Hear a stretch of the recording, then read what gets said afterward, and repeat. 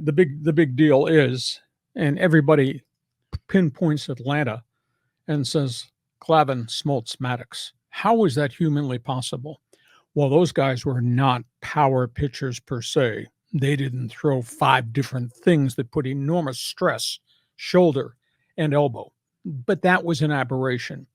But the violence in the arm action, the strength in which these guys make their pitches, puts unbelievable stress on ligaments. And that's why there are so many Tommy John surgeries now, as guys have gotten bigger and stronger and more physical. Everything changes about their body makeup except the strength of the ligaments in the elbow or what's going on in the rotator cuff. Prime example, former Padre high draft pick pitcher Corey Lubke, left-hander, pitched really well when he first got here. And he was a workout freak. And I remember him in the middle of the clubhouse. We were just talking about how he had evolved. And Corey said, I never thought I'd throw 97. Well, that's the end result of weight training.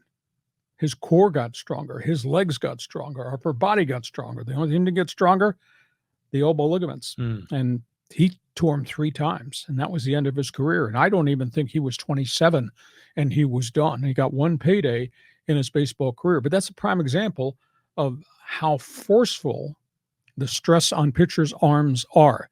So when you talk about, if you Google the careers of those 3 Atlanta Braves pitchers and you say, how the hell did they do that? All those starts, all those innings. And those 3 guys, there's only one surgery.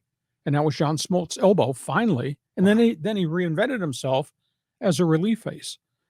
But that was a unique situation to 3 guys that weren't throwing the kind of stuff that jumps across the plate into the next area code, and the umpires have trouble calling balls and strikes because there's so much ball movement.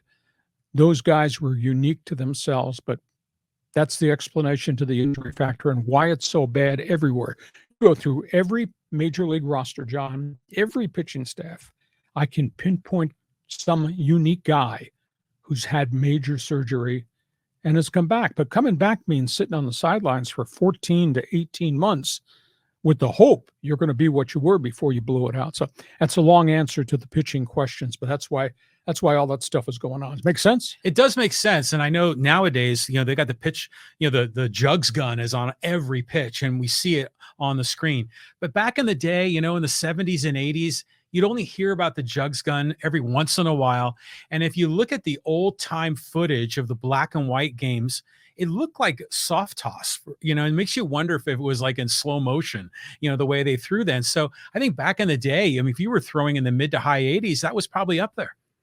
Now, because of weight training, and these guys train 11 months of the year, John. It's an 11-month-a-year job to be a major league pitcher in terms of your preparation, your physique, and what you do, etc. Damn, don't you miss the days of Hoyt Wilhelm's knuckleball? Wilbur Wood. Exactly.